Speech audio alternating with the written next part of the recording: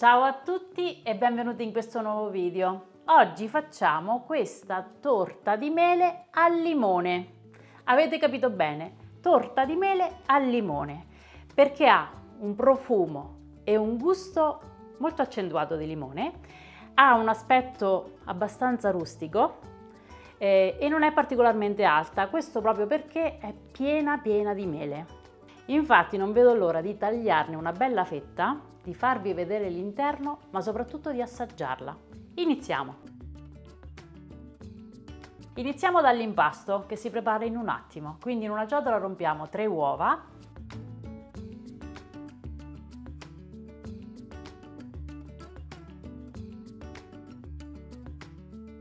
aggiungiamo 160 g di zucchero ed iniziamo a sbattere.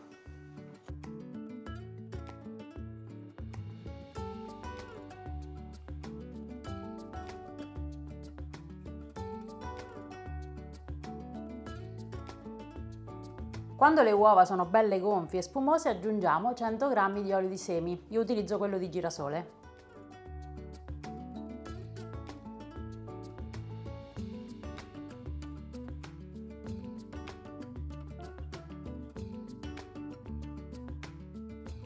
A questo punto aggiungiamo il limone, utilizzeremo sia la scorza che il succo.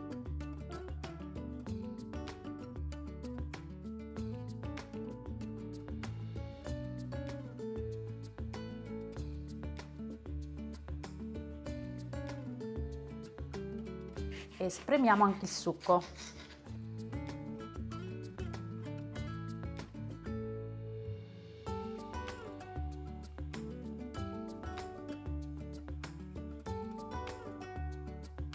Aggiungiamolo all'impasto.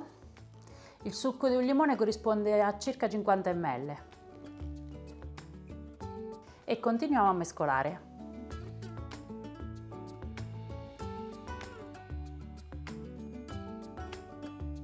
E ora 250 g di farina mettendola un po' alla volta.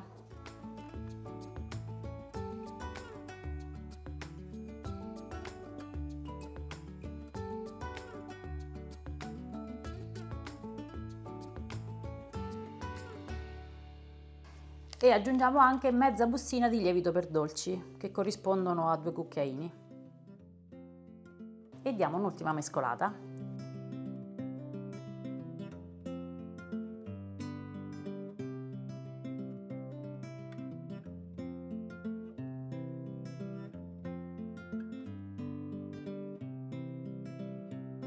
A questo punto aggiungiamo le mele, serviranno 400-500 g, quindi vanno bene o 3 mele grandi, 4 mele piccole, insomma potete anche mescolare diversi tipi di mele. Adesso le sbuccio e poi le taglio con la mandolina direttamente all'interno dell'impasto.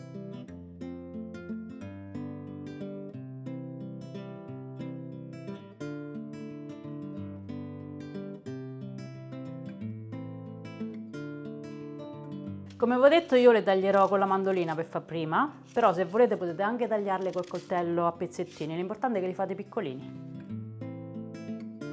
E adesso occhio alle dita e andiamo di mandolina.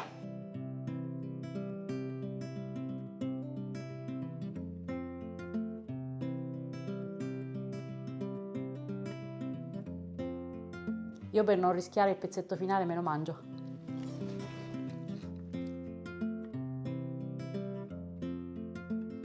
E l'impasto praticamente è pronto, quindi do un'ultima mescolata per amalgamare bene il tutto. Vedete quante mele ci sono all'interno? Come vi dicevo ne potete mettere un po' di più, un po' di meno a seconda dei vostri gusti, insomma, anche a seconda di quante mele ci avete a casa. A questo punto non ci resta che mettere l'impasto nello stampo. Questa è una tortiera tonda da 24 cm che ho ben unto e infarinato e ho messo anche un disco di carta forno sul fondo per evitare che la torta si attacchi. Quindi versiamola all'interno.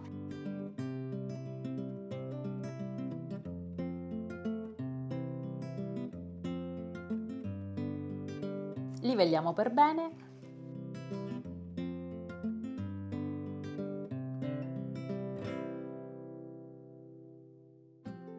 E prima di infornare una spolverata di zucchero, va bene sia lo zucchero bianco che lo zucchero di canna.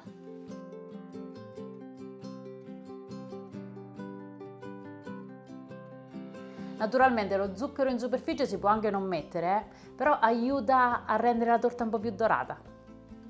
Ora inforniamo e facciamo cuocere a 170 gradi col forno ventilato per 40-45 minuti. Col forno statico aumentiamo la temperatura di 10 gradi.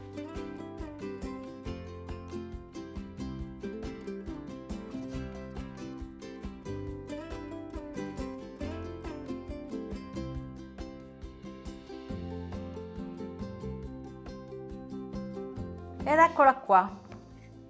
Adesso la lasciamo un pochettino intiepidire prima di toglierla dallo stampo, però come vedete si è formata la crosticina grazie allo zucchero che ho messo alla fine prima di infornare.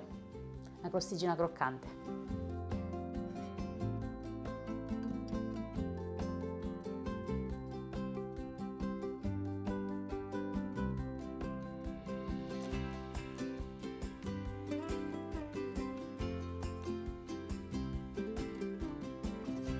Ed eccola pronta. Prima di tagliarla, farvi vedere la fetta e fare l'assaggio vi do qualche piccolo consiglio.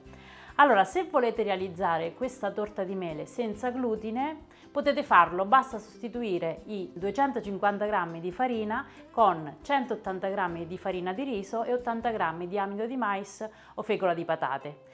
Potete arricchirla questa torta, quindi potete aggiungere ad esempio della frutta secca, se vi piace l'uvetta, piuttosto che le noci tritate, le mandorle, insomma, potete tranquillamente aggiungerle all'impasto. Si sposa molto bene al profumo di limone anche la vaniglia, quindi se volete potete aggiungere un po' di estratto di vaniglia oppure aggiungere una bustina di vanillina. Naturalmente con le mele ci sta benissimo la cannella, quindi potete tranquillamente metterla. Se qualcuno vuole usare anche una grattugiata di zenzero per renderla ancora più particolare. Ok, io spero che questo video possa esservi utile, che vi sia piaciuta la ricetta. Se avete domande, suggerimenti, se la rifate, mandatemi le foto o scrivetemi sotto nei commenti. E è arrivato il momento dell'assaggio.